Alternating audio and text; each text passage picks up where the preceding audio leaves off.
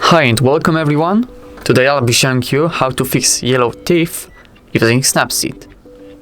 So let's open Snapseed.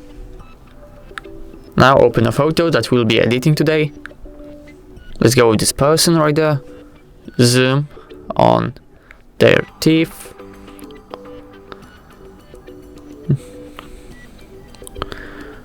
Okay, now go Tools and choose Brush.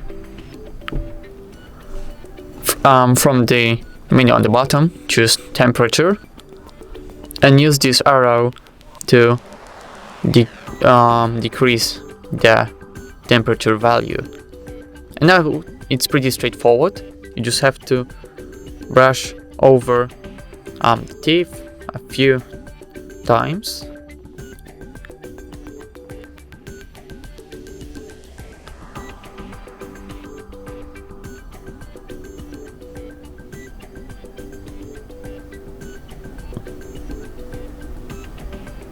Okay, I think we are done there. And that's how you simply fix yellow teeth on your images using Snapseed.